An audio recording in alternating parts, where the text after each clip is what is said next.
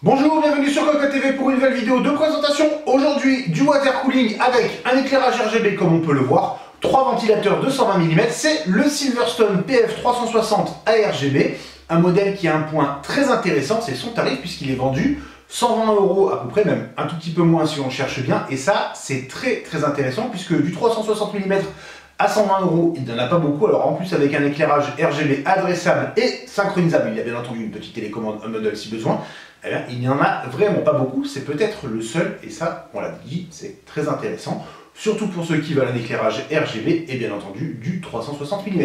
On va découvrir le produit tout de suite, juste derrière.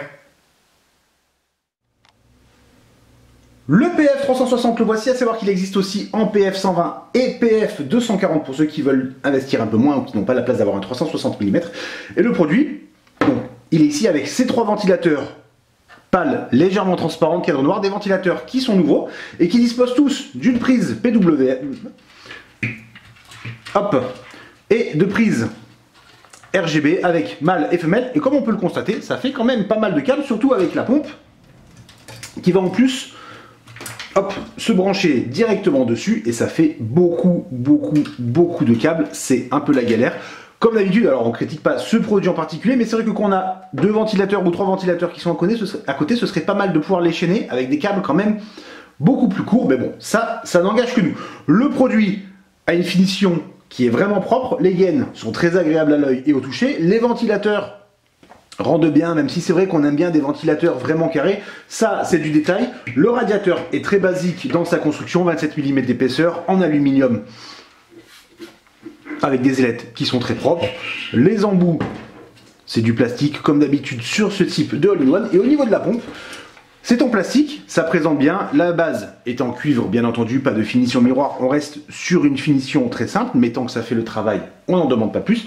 Nous avons ici une finition miroir aussi au niveau du top de la pompe avec un logo Silverstone qui va s'éclairer et il y a des petites rainures sur le côté, ça va aussi s'éclairer en RGB adressable, bien entendu, synchronisé avec les ventilateurs, donc de la lumière de partout, ça envoie du lourd. Franchement, on n'était pas fan du design comme ça, mais une fois éclairé, ça rend particulièrement bien. En revanche, petit détail qui nous chagrine, ces nouveaux ventilateurs, ils tournent de 800, en minimum c'est pas mal, à 2200 tours par minute maximum.